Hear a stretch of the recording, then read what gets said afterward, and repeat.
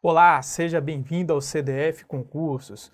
Meu nome é professor Antônio Alex e sou aqui o professor de Direito Civil. Neste vídeo, estudaremos pessoas jurídicas e bens, dois importantes institutos do direito civil relacionados com as atividades econômicas. Me acompanhe aqui na tela para que você verifique os nossos tópicos desta aula. Então, inicialmente, vamos estudar pessoa jurídica, e dentro de pessoa jurídica vamos estudar os tipos de pessoas jurídicas, avançaremos para as pessoas jurídicas de direito privado, em seguida estudaremos o Instituto da Desconsideração da Personalidade Jurídica e, por fim, a extinção da pessoa jurídica. Na segunda parte, estudaremos bem, inicialmente o conceito de bem e algumas classificações aí, de bens que tem no nosso Código Civil, que é o bem em si mesmo, o bem reciprocamente considerado e o bem em relação à titularidade de domínio. Então, inicialmente, sobre pessoas jurídicas. Pessoas jurídicas, elas estão relacionadas com a capacidade que os seres humanos têm de viver em sociedade. Isso porque, em sociedade, eles conseguem atingir com maior eficácia os seus objetivos. E as pessoas jurídicas, elas são uma consequência dessa capacidade de viver em sociedade. E o nosso Código Civil, em seus artigos 40 e 42, ele nos traz quais são as pessoas jurídicas de direito público e direito privado que existem no nosso ordenamento. Então, vamos avançar aqui. Então, pessoas jurídicas de direito público. Nós temos as pessoas jurídicas de direito público interno, e também temos as pessoas jurídicas de direito público externo. E dentro das pessoas jurídicas de direito público externo, temos os estados estrangeiros e pessoas de direito internacional. E temos as pessoas jurídicas de direito privado, que é o foco deste vídeo, desta aula. E vou ressaltar também a existência dos chamados entes despersonalizados, que não são pessoas jurídicas, que vamos estudar com mais detalhes ainda neste vídeo. Então, no nosso ordenamento nós temos as pessoas jurídicas de direito público e as pessoas jurídicas de direito privado. As pessoas de direito público, eu acrescento que elas são estudadas com profundidade dentro das disciplinas de direito público, como direito constitucional e direito administrativo. E aqui, neste vídeo, vamos concentrar o nosso estudo nas pessoas jurídicas de direito privado. Me acompanha aqui? Então, inicialmente vamos falar dos entes despersonalizados. Então, quem define se é ou não pessoa jurídica é o nosso Código Civil. Então, existem alguns entes que não são pessoas jurídicas. Isso porque eles não estão no rol, seja das pessoas jurídicas de direito público ou no rol das pessoas jurídicas de direito privado. Esses são os entes despersonalizados. Então, vamos aqui ler o conceito juntos. Então, conforme o Código Civil, não são pessoas jurídicas. Entretanto, cabe ressaltar que os entes despersonalizados, eles possuem capacidade processual para postular perante o Poder Judiciário na defesa de seus interesses. E exemplo de entes despersonalizados, nós temos o espólio, relacionado aí com o direito das sucessões, temos aí a massa falida, relacionado aí com o direito comercial, temos a herança jacente, a herança vacante, quando aí a pessoa ela não possui aí, herdeiros, há a declaração aí de diferentes fases da herança, e temos também o condomínio. Então, tratamos aqui dos entes despersonalizados. Então, esses entes, como eles não estão nos rols ali dos artigos 40 e 42 do nosso Código Civil, eles não são pessoas jurídicas, Então, eles são entes despersonalizados. Entretanto, eles possuem a chamada capacidade processual, que é para postular perante o Poder Judiciário na defesa de seus interesses, destacando aí, por exemplo, o condomínio. Vamos avançar? E aí, vamos falar aqui das pessoas jurídicas de direito público interno. Então, o rol de pessoas jurídicas de direito público interno está aqui no artigo 41 do nosso Código Civil. E quem são as pessoas jurídicas de direito público interno, né? Temos aqui, então, a União, né? Os estados, o DF, os territórios, os municípios, as autarquias, né? Inclusive aí as associações públicas e demais entidades, né? De caráter público criadas por lei, né? Então, exemplo aqui de demais entidades, né? Podemos ter as fundações, né? Públicas, né? E podemos ter também os consórcios, né? Os consórcios, eles são formados, né? Por mais, né, de uma pessoa jurídica de direito público. Então, imagine uma região metropolitana que de uma cidade, né? Que fique aí muito próxima da vizinhança de outro município. Os dois municípios, eles decidem se unir para criar um consórcio para melhorar a prestação de serviços públicos nessa região. Então, é um consórcio, poderia ser um consórcio, né? Então, um macetezinho aqui, né? A MEUDA, né? Para que você consiga aí decorar esse rol de pessoas jurídicas de direito público, né? Então, o M de município, o E de estados, DF, né? E os territórios, né? O de união, o D de demais entidades de caráter público criadas por lei e o A de autarquias, tá? Então, trabalhamos aqui o rol de pessoas jurídicas de direito público interno. Então, no âmbito do direito civil, é interessante que você só conheça aí quais são as pessoas jurídicas de direito público interno, que é isso que vai ser cobrado na sua prova, tá? Então, em relação à profundidade desse assunto, ele é estudado lá no direito administrativo e no direito constitucional. Perfeito? Vamos avançar? E aí, pessoas jurídicas de direito privado. Então, o artigo 44 aí do nosso Código Civil, ele aí traz, né, o rol de pessoas jurídicas de direito privado.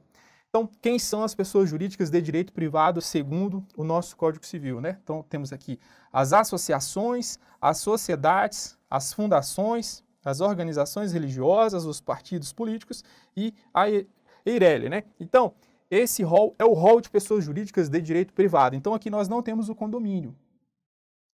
Então, como nós não temos, né, o condomínio, né? Então, o condomínio, ele não é uma pessoa jurídica. Não temos, por exemplo, não temos, né, a massa falida, né? Então, esse rol, né, esse rol do Código Civil é o rol que define, né, quem são as pessoas jurídicas. Então, um macetezinho para que você decore, né, é o sapo religioso, né, o sapo fé, né? Então, o S de sociedades, né, o A de associações, o P de partidos políticos, o O de organizações religiosas, o F de fundações e o E da empresa individual de responsabilidade limitada, a EIRELI. Então, esse é o rol de pessoas jurídicas de direito privado, tá? Então, fica o macetezinho aí, o sapo-fé, para que você decore e não erre na sua prova.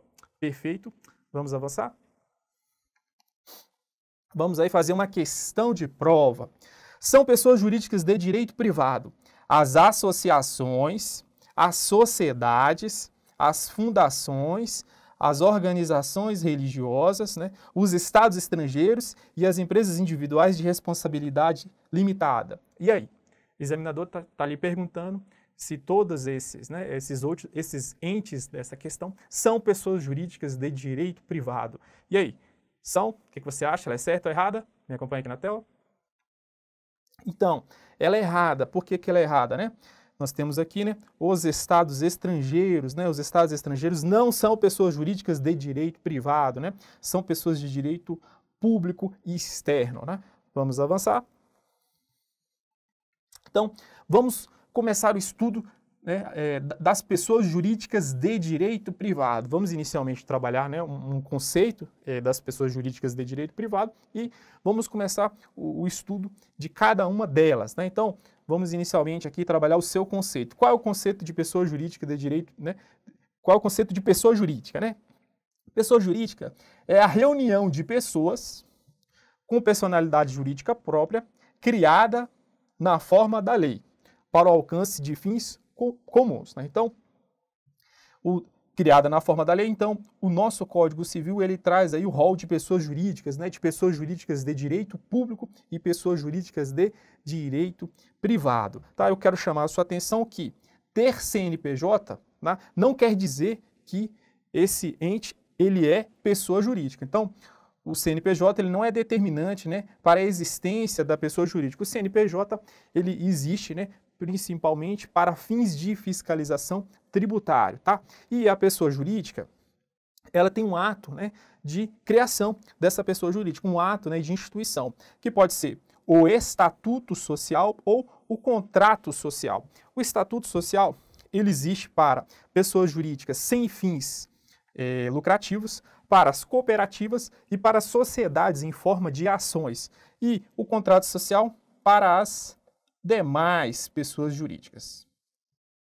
E o nosso Código Civil, ele adotou, para explicar a existência da pessoa jurídica, a chamada teoria da realidade técnica. E o que quer dizer a teoria da realidade técnica?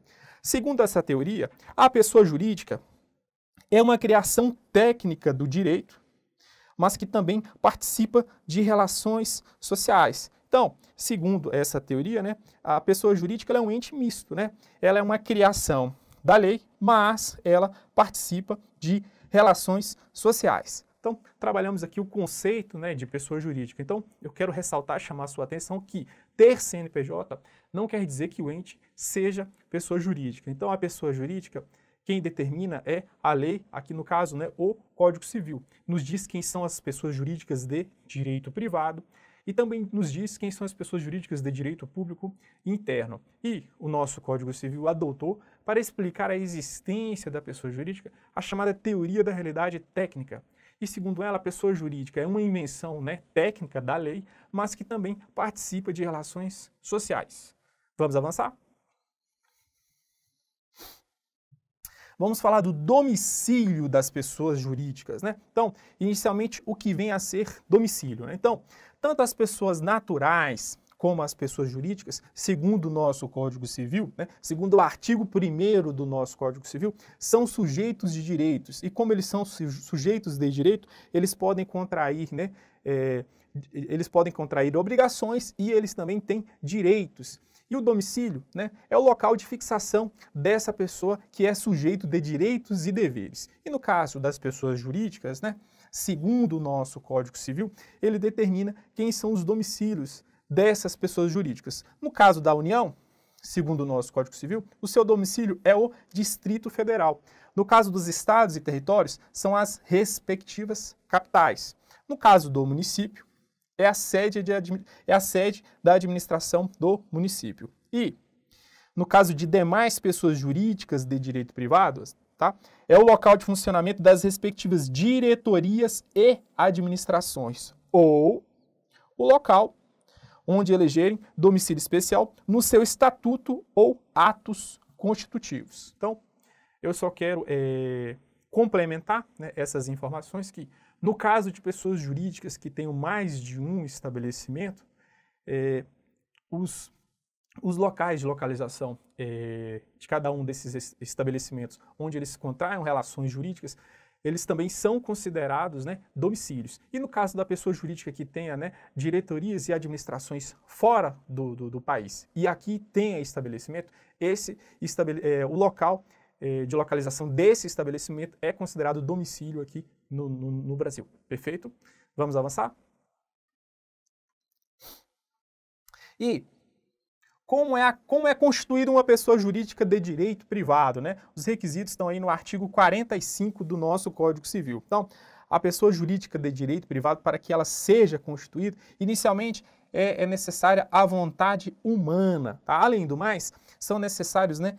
É necessário que ela seja constituída para a prática de objetivos lícitos. Além do mais, né, é necessário um ato de constituição, que pode ser o estatuto ou o contrato, tá? O estatuto ou o contrato social. E esse ato de instituição, estatuto ou contrato social, ele tem que ser registrado. E temos aqui esses 4 requisitos, tá? Eles são necessários para quaisquer pessoas jurídicas de direito privado. E temos um 5º requisito que ele é necessário somente para algumas pessoas jurídicas de direito privado, que é a autorização do Poder Executivo, se necessário. Então, um exemplo, né, no caso de banco, né, isso acontece principalmente para pessoas jurídicas, né, que têm um papel muito importante na sociedade. Então, no caso de um banco, né, ele precisa dessa autorização. No caso, para a criação de um banco, há necessidade dessa autorização do Poder Executivo. Para uma seguradora também há necessidade. Uma pessoa jurídica de direito privado há necessidade dessa autorização do Poder Executivo. Então, em relação para a constituição das pessoas jurídicas de direito privado, são necessários 4 requisitos, sendo que esse quinto, né, a autorização do Poder Executivo, ele é necessário somente para, né, alguns tipos especiais de pessoas jurídicas, né? Por exemplo, aí no caso do banco, né, uma seguradora ou uma pessoa jurídica de direito privado estrangeira. Vamos avançar? E, né, dentro aí, né, da constituição da pessoa jurídica de direito privado, fica aquela pergunta: quando é que nasce, né, a pessoa jurídica de direito privado, né? Então, segundo o nosso ordenamento, né, o nascimento, né, da pessoa jurídica de direito privado, ele ocorre, né, com o registro, né, com o registro do ato constitutivo dessa pessoa jurídica. Então, o registro do ato constitutivo da pessoa jurídica, né, ele determina o nascimento dessa pessoa e ele possui efeito constitutivo.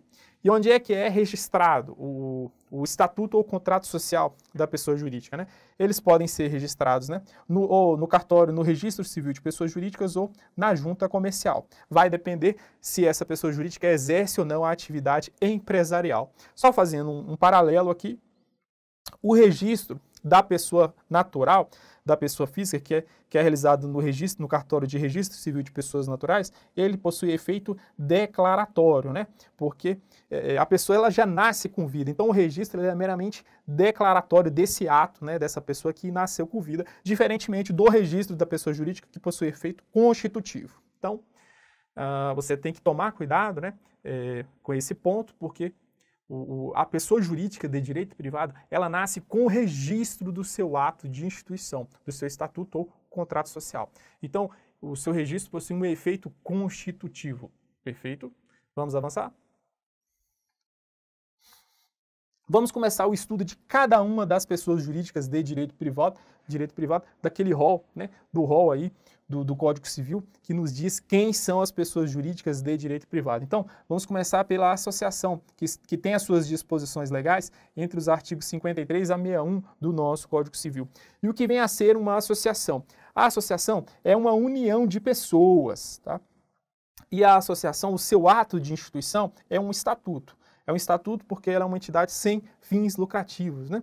E esse seu estatuto ele é registrado aí, né, no Registro Civil de Pessoas Jurídicas, que é quando determina aí o nascimento, né, da associação. E qual é a finalidade da associação? A associação possui uma finalidade, né, ela desempenha fins não econômicos, né? Então, uma associação ela não pode distribuir lucros. Não quer dizer que uma associação não possa gerar receitas. Ela pode sim gerar receitas. O que ela não pode ter, né, partilha, né, de lucros, né? Ela pode ter fins econômicos. Então, ela pode gerar receitas, por exemplo, para pagar os funcionários aí necessários, né, no dia a dia da associação. E temos também a fundação. Então, a fundação, ela possui suas disposições legais, né, entre esses artigos aí do nosso Código Civil, e o que vem a ser uma fundação. Então, a associação, ela é uma união de pessoas. A fundação, diferentemente, ela constitui um patrimônio que foi afetado, né, que foi destinado, né, para uma finalidade, né, não econômica, uma finalidade especial. Então, o nosso Código Civil, ele traz, né, qual é o rol, né, inclusive é um rol não exaustivo, qual é o rol de atividades que a fundação pode desempenhar, né? E esse patrimônio, ele é afetado por meio de uma escritura pública ou um testamento, tá? Então, esse testamento pode ser um testamento público ou particular. E esse patrimônio, né, ele é afetado, né, a fundação ela é criada por um estatuto.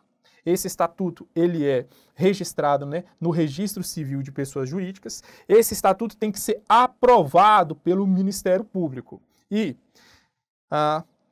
as fundações, né, elas são instituídas para finalidades não econômicas. Então, trabalhamos aqui, né, os conceitos de associação e fundação. Então, a associação é a união de pessoas para fins não econômicos. E a fundação é um patrimônio que é afetado por meio de uma escritura pública ou um testamento, pode ser público ou particular, para o desempenho de atividades não econômicas. Certo? Vamos avançar?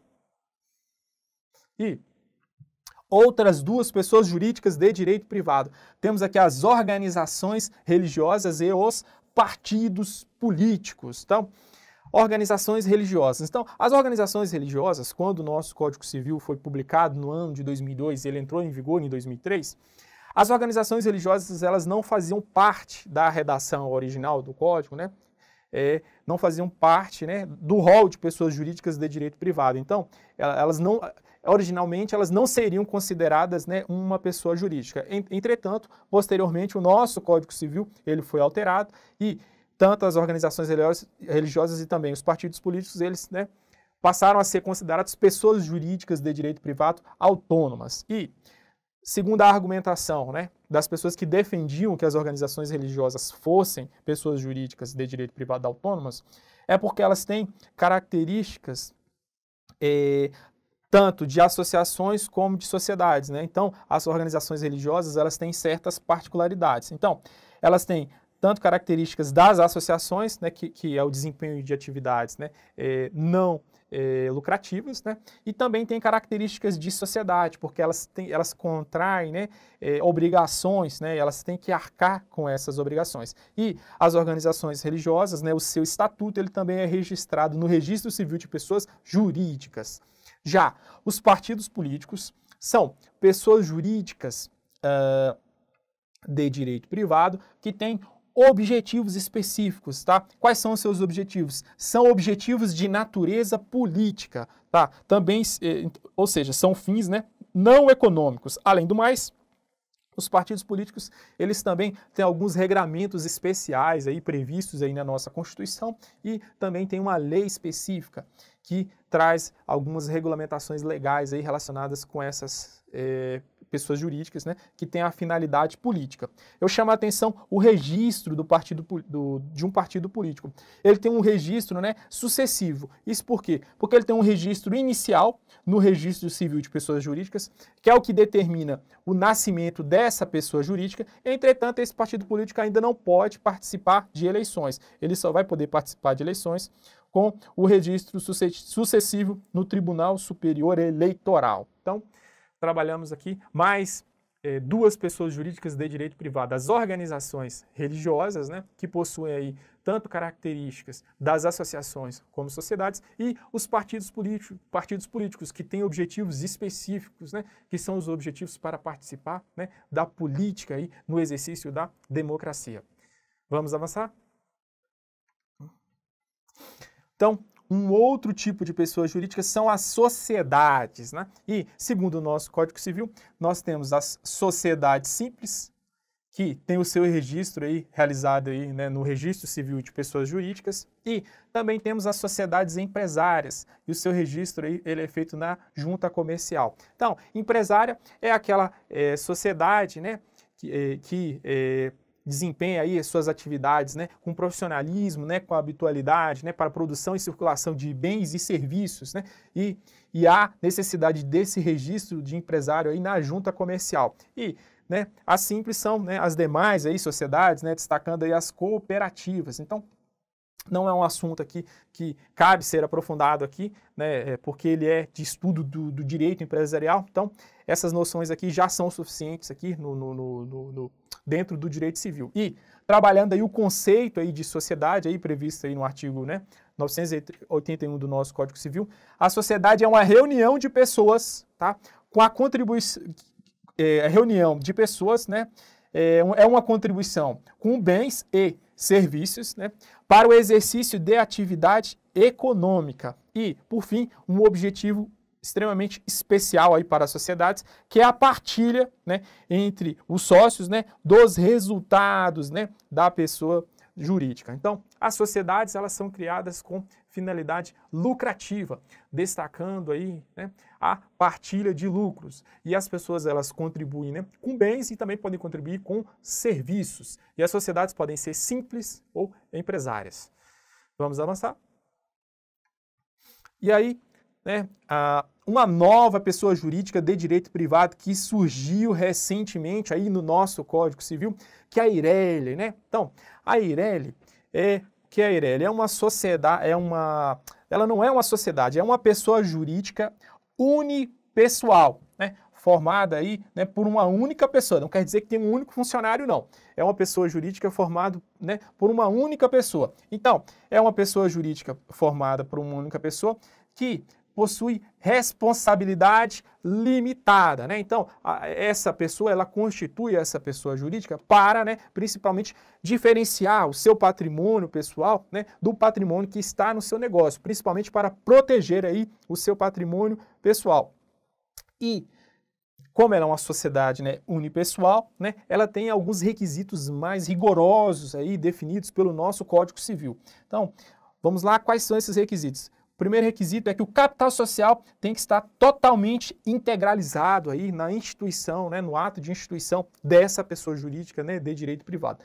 Além do mais, é um capital social que tem que ter um valor de no mínimo 100 vezes, né, o maior salário mínimo vigente aí no país. Além do mais, essa pessoa, ela pode figurar em uma única EIRELI. Então, a mesma pessoa, ela não pode estar em mais de uma EIRELI. Então, trabalhamos aqui o conceito da EIRELI. Então, é uma pessoa jurídica de direito privado que, né, entrou aí recente aí no nosso Código Civil, e ela tem essas características, que é uma pessoa jurídica unipessoal. Tá? Além de ser unipessoal, o capital social tem que estar totalmente integralizado e tem que constituir no mínimo 100 vezes, né, o maior salário mínimo vigente no país. E uma pessoa só pode fazer parte de uma única EIRELI ao mesmo tempo.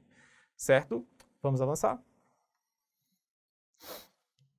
Vamos falar do Instituto da Desconsideração da Personalidade Jurídica. O que vem a ser esse instituto? Então, esse instituto ele nasceu principalmente para combater fraudes, né? Então, quando a pessoa ela constitui, né, em regra, né, a pessoa quando ela constitui uma pessoa jurídica, ela quer separar o seu patrimônio privado, né, do seu patrimônio aí, né, empresarial, né, que está em seu negócio, né? Então, e aí, se essa pessoa aí, no desempenho de suas atividades, se ela contrai dívidas, né? Então, a responsabilidade de pagamento dessas dívidas é desse capital aqui que está na sua empresa, né? Em regra, né? É assim, né? E aí ele consegue proteger o seu patrimônio privado. Entretanto, em algumas oportunidades, os empresários aí, né? As pessoas jurídicas, eles podem praticar fraudes, né? E aí esses patrimônios, eles podem se misturar.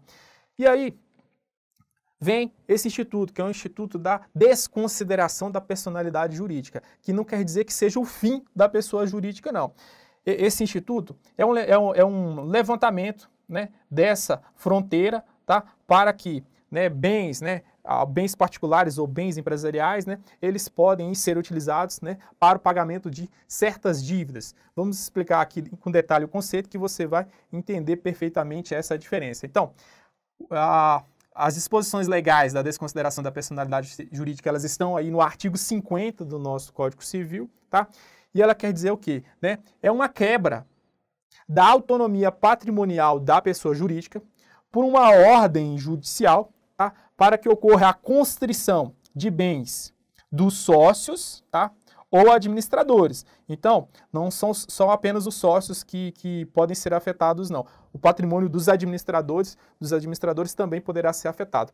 Para o pagamento de dívidas da pessoa jurídica, né? Então, basicamente, quando a pessoa constitui a pessoa jurídica, então existe essa barreira aqui que protege, né, o patrimônio, né, que a pessoa colocou na pessoa jurídica do patrimônio, né, pessoal. Então, a desconsideração, ela rompe, né, essa barreira, e o patrimônio privado, ele pode ser utilizado aqui para, né, o pagamento aqui de dívidas da empresa. Então, inicialmente trabalhamos aqui o conceito do Instituto da Desconsideração da Personalidade Jurídica, né, que é, né, o levantamento da autonomia da pessoa jurídica, né, por uma ordem judicial, e pode afetar tanto bens dos sócios como dos administradores para o pagamento de dívidas. E aí podemos ter a teoria maior e a teoria menor. Além do mais, temos que ter alguns requisitos aí especiais para esse instituto. Me acompanhe aqui para que você verifique quais são esses requisitos.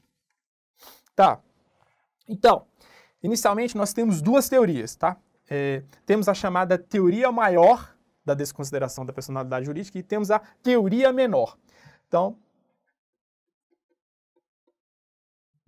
segundo a teoria maior, são necessários, né, para a decretação do Instituto da Desconsideração da Personalidade Jurídica, São necessários requisitos objetivos mais os requisitos subjetivos. Então, os requisitos objetivos é a insolvência da pessoa jurídica, né? Então, a pessoa jurídica, ela não tem condições de arcar aí com suas dívidas, né? E os requisitos subjetivos é a necessidade, né, do desvio de finalidade ou da confusão patrimonial. E o que vem a ser o desvio de finalidade? O desvio de finalidade constitui a utilização dolosa da pessoa jurídica para lesar credores, né, ou a prática de atos ilícitos, né? Então é a utilização da pessoa jurídica para a prática de atos ilícitos, ou seja, atos proibidos por lei. E a confusão patrimonial. A confusão de patrimonial, né, é a ausência de separação de patrimônio, né? Ou seja, mistura-se o patrimônio particular do empresário com o patrimônio da empresa.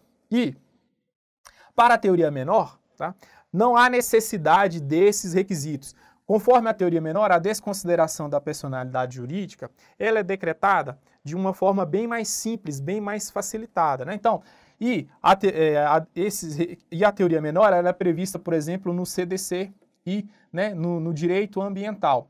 Então, segundo a teoria menor, tá?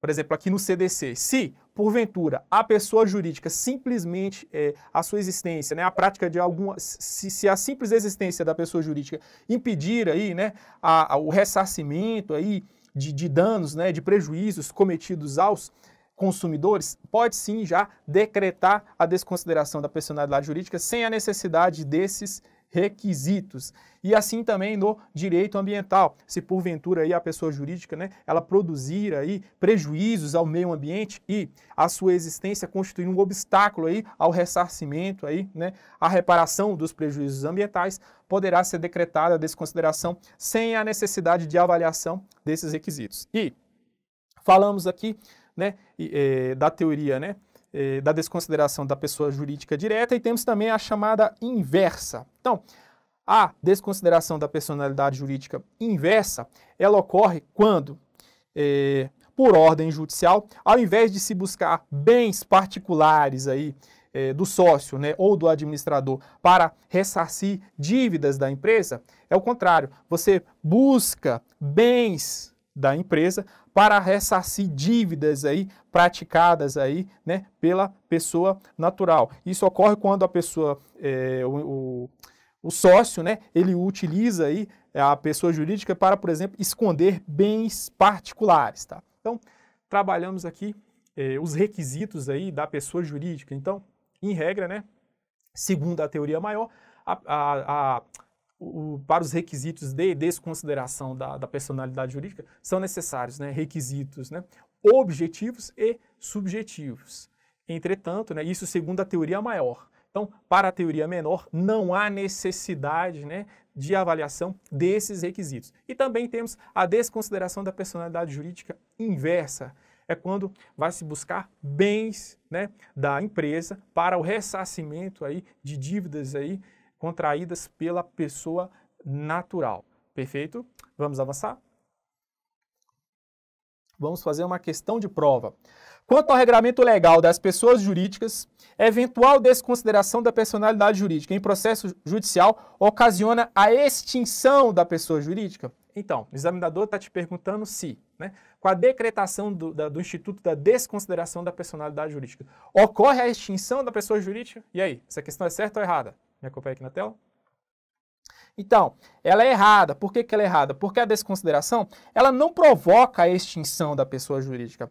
Ela simplesmente, né, então aqui temos aqui o patrimônio da empresa e temos aqui o patrimônio privado aqui, né, do sócio, né? Então, ela levanta, né, por ordem judicial, temporariamente, né, a autonomia, né, de separação que tem do patrimônio empresarial do patrimônio privado, né, e busca-se, né, por exemplo, patrimônio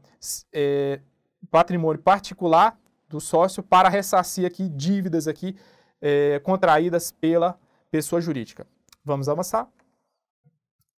E as pessoas jurídicas, elas também têm um ciclo de vida. Então, elas nascem, né, assim como as pessoas naturais, elas participam de relações jurídicas e elas também, né, se extinguem, né, e elas passam por um processo de dissolução, tá? De dissolução, de liquidação e cancelamento de sua inscrição. Então, a extinção da pessoa jurídica, ela ocorre com essas três fases aqui, tá? Então, inicialmente tem a dissolução. A dissolução, ela pode ocorrer de forma consensual, então os sócios sentam e resolvem não continuar aí com o seu negócio, né?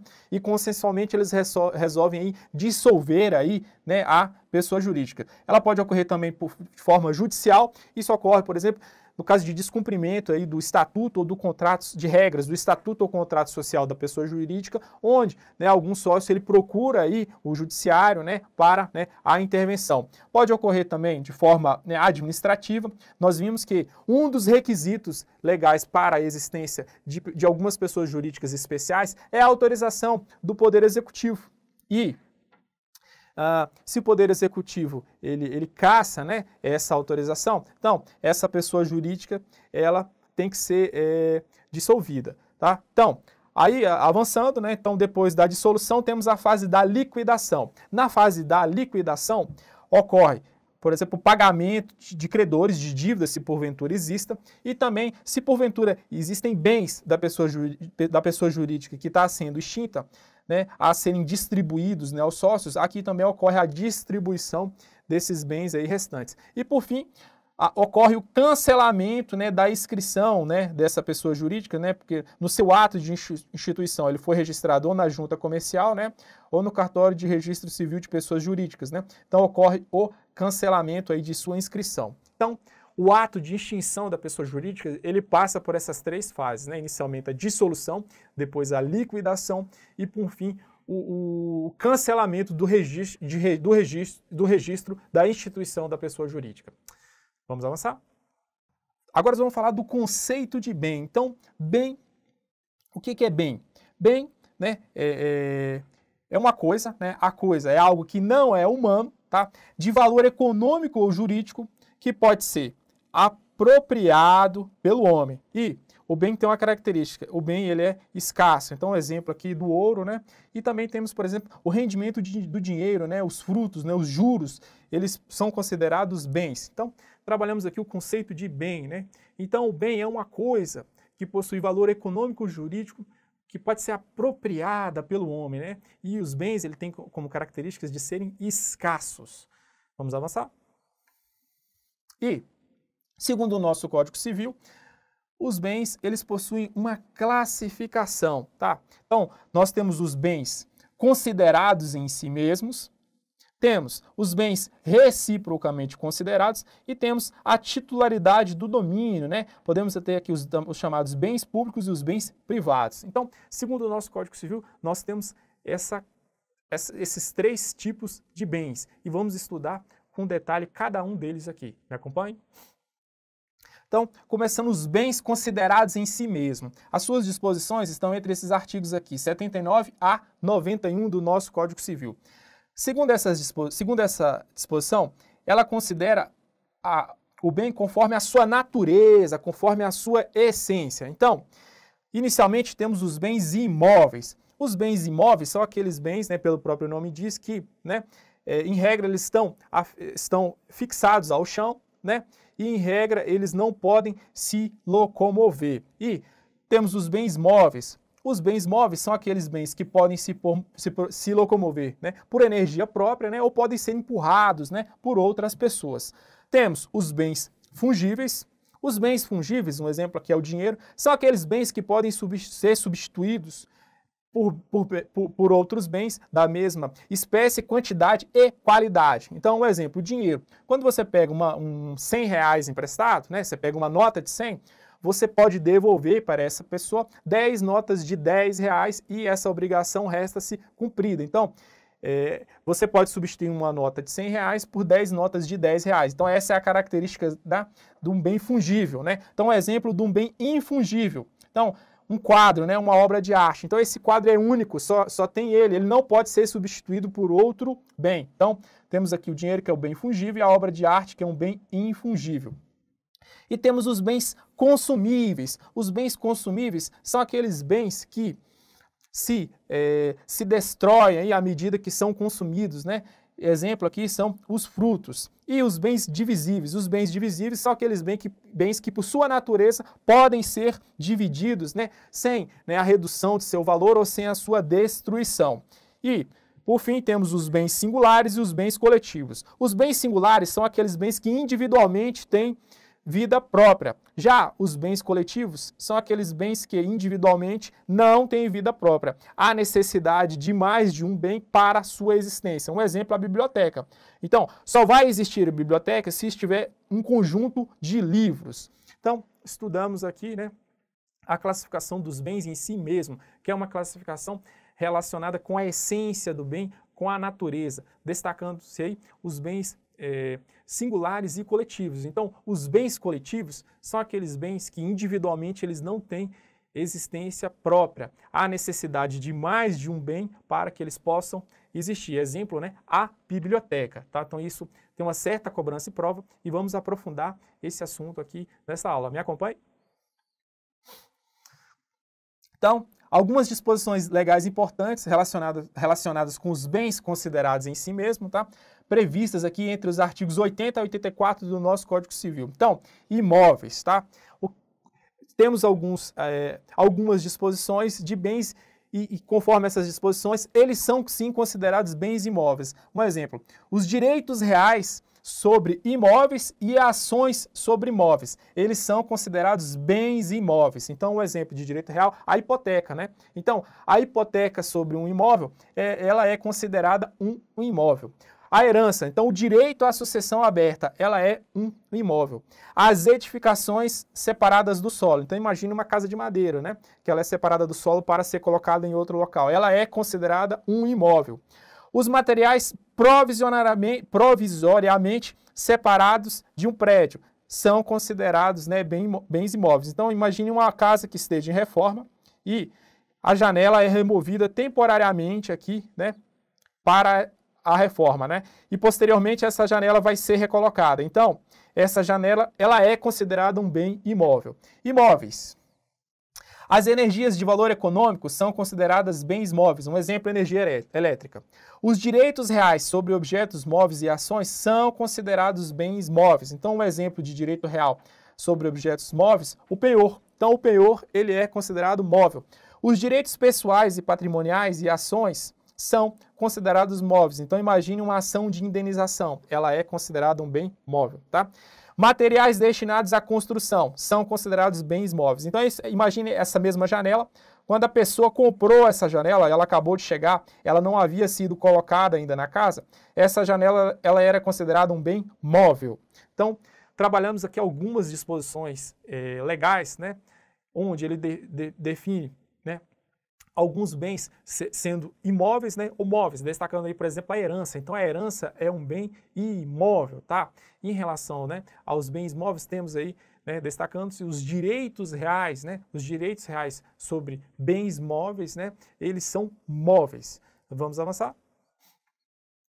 E aí, dentro aí dos bens considerados em si mesmo, né, dos bens, né, coletivos. Então, os bens coletivos são aqueles bens, né, que sozinhos não têm existência, né, própria, né? Um exemplo lá que eu destaquei é a biblioteca. Então, dentro deles, né, temos duas importantes classificações que são muito cobradas em provas, né, que são as chamadas universalidade de fato e universalidade de direito. É importante que você entenda a diferença entre eles para que você não erre essas questões relacionadas com esses assuntos. Então, universalidade de fato é aquela pluralidade de bens singulares pertinentes à mesma pessoa, ou seja, pertencentes à mesma pessoa, que tenham destinação unitária. Então, um exemplo aqui, a biblioteca.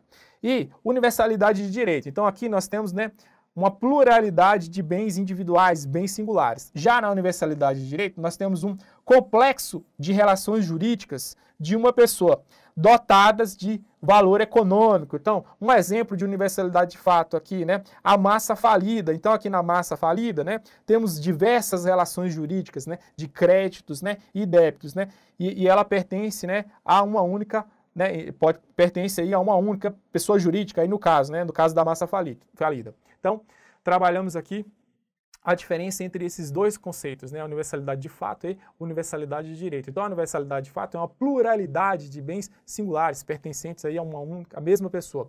Já a universalidade de direito é um complexo de relações jurídicas aí pertencentes a uma única, a mesma pessoa, tá? Então, diferença desses dois conceitos é importante que você domine, porque tem muita cobrança em prova. Vamos avançar? Vamos fazer uma questão de prova. A respeito dos bens, é correto afirmar que constitui universalidade de fato o complexo de relações jurídicas de uma pessoa, dotadas de valor econômico. E aí? O complexo de relações jurídicas dotadas de valor econômico é universalidade de fato? O que você acha? Me acompanha aqui. Então, é errado, né? Porque o complexo de relações jurídicas não é uma universalidade de fato, é uma universalidade de direito. Avançando. Dentro aí da classificação dos bens reciprocamente considerados, né? Essa classificação, ela leva em conta a relação que o bem acessório tem com o bem principal. E essas disposições, elas estão previstas entre os artigos 92 a 97 do nosso Código Civil. Então, segundo essa classificação, nós temos os bens principais e os bens acessórios. E aí, há uma relação do bem, né, acessório com o bem principal. E aí nós temos primeiro os produtos. O produto é aquele bem que ele é obtido, né, ele é obtido a partir do bem principal, provocando a diminuição do bem principal. Um exemplo aqui, né, o minério, né, os frutos, né. Os frutos o fruto ele é obtido, né, a partir do bem principal, só que diferentemente do produto, o fruto ele não provoca a diminuição do bem principal. Então, um exemplo aqui de fruto, né, o próprio fruto, né, a maçã, né, ela com regularidade, né, ela pode ser, né, obtida aí, né, a partir, né, de uma árvore, né. Então, outro exemplo de fruto são os juros, né, rendimentos aí obtidos aí a partir de uma certa quantia em dinheiro. E além do mais, temos outros dois importantes bens acessórios, que são as pertenças e benfeitorias, né? Que elas têm funções específicas aí dentro do bem principal, né? Que não se confundem. No slide seguinte, nós vamos aprofundar esses conceitos e diferenciá-los, só destacando que dentro das benfeitorias temos as benfeitorias necessárias, úteis e voluptuárias. Então, essa classificação dos bens leva em conta a relação que o bem acessório tem com o bem principal, destacando aí a diferença entre, né, o produto e o fruto, né? Então, o produto ele é obtido a partir do bem principal e provoca-se uma redução do bem principal. Já o fruto não. O fruto é obtido a partir do bem principal, mas, né, não provoca redução ou destruição do bem principal, certo? Vamos avançar? Então, aprofundando aqui o estudo da pertença e das benfeitorias, tanto as pertenças como as benfeitorias, elas provocam, né, um acréscimo aí na utilização do bem principal. Entretanto, eles têm características diferentes. Então vamos lá. A pertença, ela não constitui uma parte integrante do bem principal, tá? Então ela não integra aí o bem principal. E ela se destina de modo duradouro ao uso, serviço, né, ou ao aforzeamento de outro bem. Ou seja, a pertença, ela vai possuir uma função específica aí junto ao bem principal. Então, um exemplo, o trator. Então, imagine que você tem lá a sua fazenda e aí você comprou o trator, né? Então, esse trator é uma pertença, porque primeiro ele não faz parte aí ele não é uma parte integrante aí da sua fazenda e ele vai ter uma função específica, que é o quê? Que é ajudar aí no cultivo, né, da terra, né? E além do mais, aí é uma característica que diferencia aqui das benfeitorias, né? A pertença, ela possui autonomia. Por que ela possui autonomia? Que se por acaso você vender a sua fazenda, em regra, tá? Esse trator, ele não está dentro do negócio jurídico. Então tem que ter uma previsão expressa para inclusão aí da pertença no negócio jurídico. As benfeitorias, elas também provocam aí, né, um acréscimo aí na utilização do bem principal, só que diferentemente da pertença, as benfeitorias elas não têm autonomia. Então, se vender o bem principal, a benfeitoria vai junto. E as benfeitorias podem ser de três tipos. Nós temos as benfeitorias necessárias. A benfeitoria necessária é aquela benfeitoria que tem como função conservar ou evitar a deterioração do bem principal. Então, um exemplo de benfeitoria necessária, né? O telhado. Então, sem telha, né, vai entrar água e vai destruir aí o seu imóvel. Outro exemplo, nós temos as benfeitorias úteis. A benfeitoria útil, né, ela aumenta ou facilita o uso do bem. Então, um exemplo de benfeitoria uso, a garagem, tá? Então, a garagem. Sem a garagem, sua casa não necessariamente ela vai ser destruída, né? Como acontece aqui no caso, né, da falta de telhado. E por fim, temos as benfeitorias voluptuárias. São aquelas de mero deleite, né? Ou recreio, né? Sem aumentar o uso habitual do seu bem. Um exemplo, né? A piscina, né? Então é um luxo, né? É uma benfeitoria, né? Que traz luxo aí, né?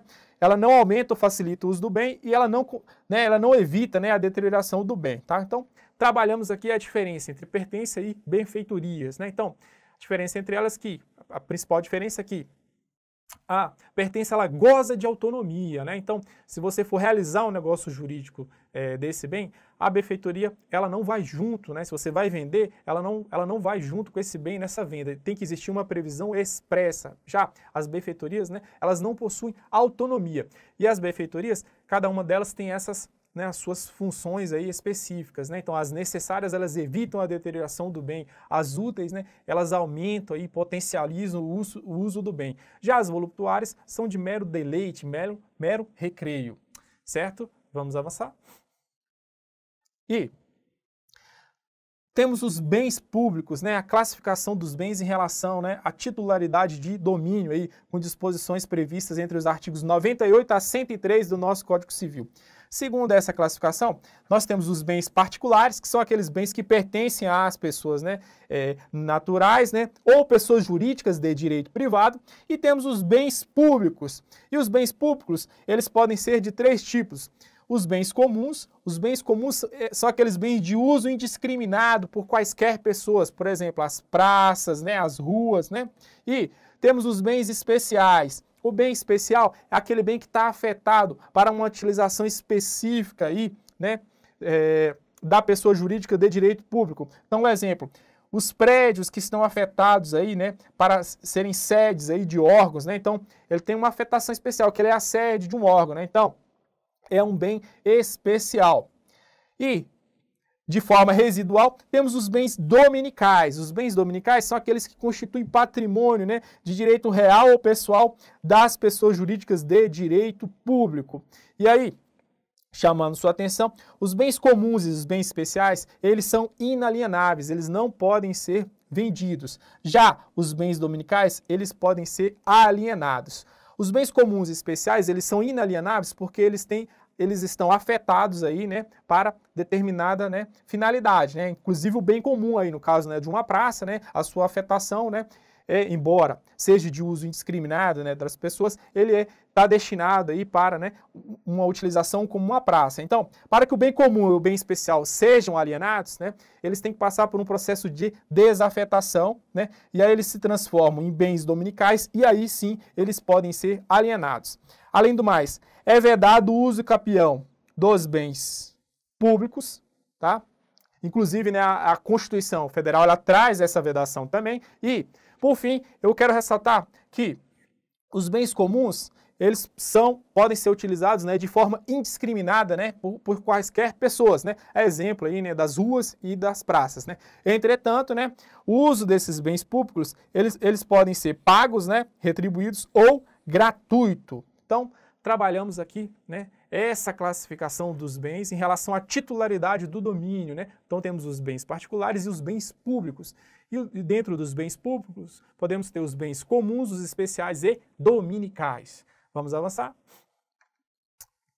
Vamos fazer uma questão de prova. O Código Civil apresenta uma classificação dos bens públicos de acordo com a sua utilidade no âmbito das atividades da administração pública. De acordo com essa classificação, pode-se afirmar que os bens de uso comum são alienáveis enquanto conservarem sua qualificação, tá? São alienáveis. Então, o examinador está te perguntando, os bens de uso comum podem ser alienados? E aí? Podem ser alienados enquanto conservam, né, essa sua característica? E aí, é certo ou errado? Me acompanha aqui. Então, ela é errada, né? Então, os bens de uso comum, enquanto, né, bens de uso comum, eles são inalienáveis, né? Eles têm que passar por um processo de desafetação e aí eles se transformam em bens dominicais e aí sim podem ser alienados. Vamos avançar? Então, Caminhando aqui para o final, né, do nosso vídeo, espero que você tenha gostado deste vídeo, tá? Então, te desejo uma boa sorte. Muito obrigado pela sua companhia.